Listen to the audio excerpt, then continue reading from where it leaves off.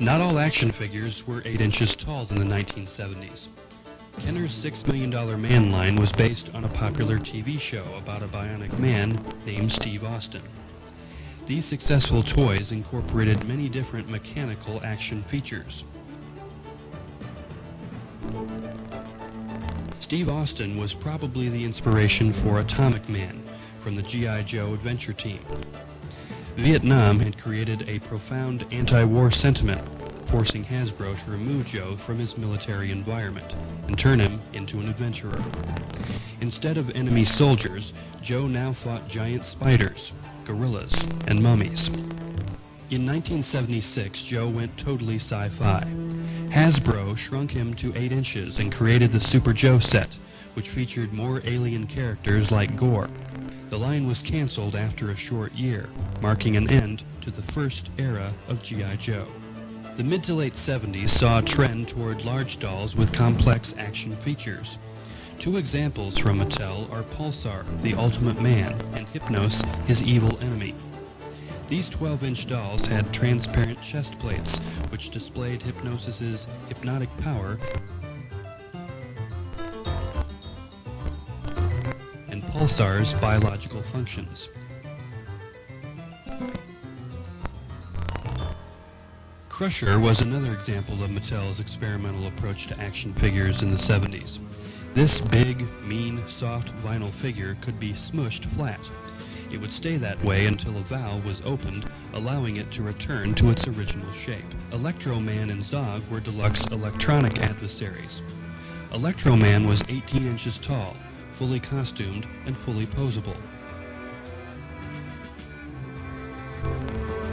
Using his flashing helmet light, he could stun the rampaging Zog, knocking the monster unconscious.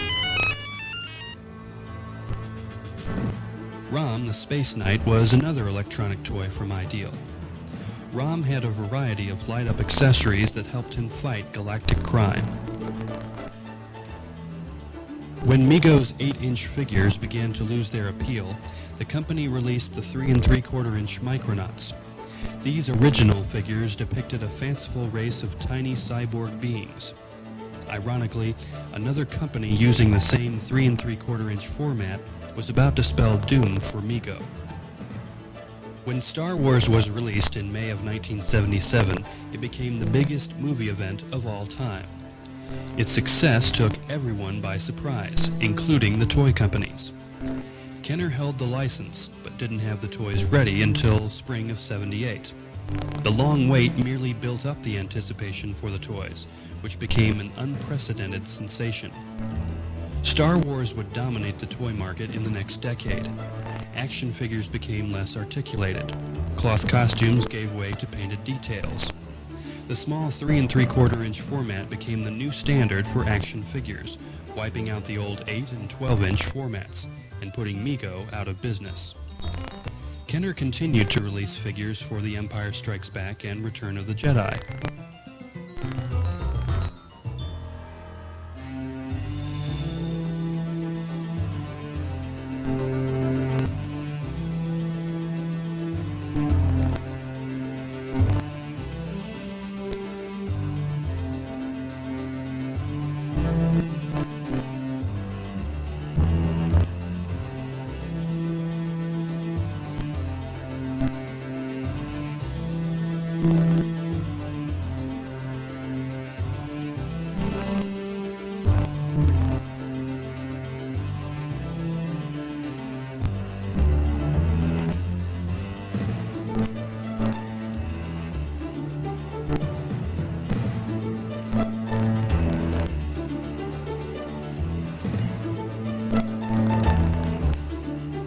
The last movie-based Star Wars line was The Power of the Force, which included characters from all 3 films.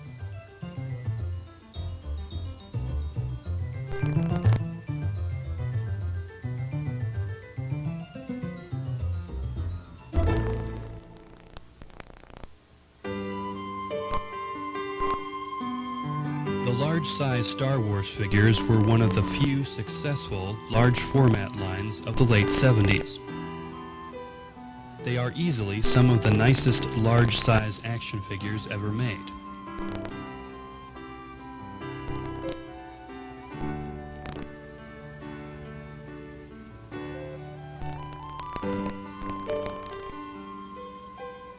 While they never quite achieved the popularity of the small figures, they brought the characters to life in a way that small toys never could.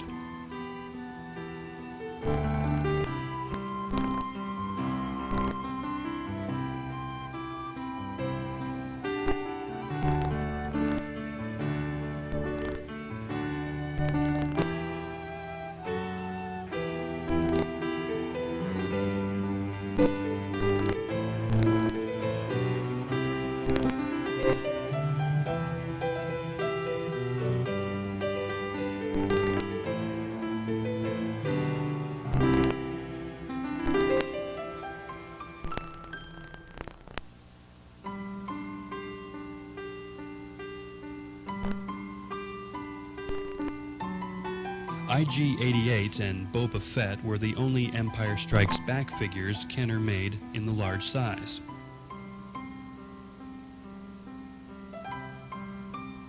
Lando Calrissian and other figures were planned, but the line was canceled before they were produced.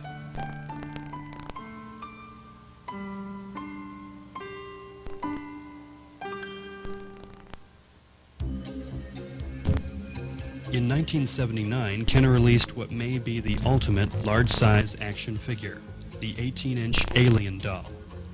It was the first toy based on an R-rated movie, and kids had never seen anything like it. Never before had a toy looked so evil. As a result, it flopped, bringing an end to the era of the great large-format action figures.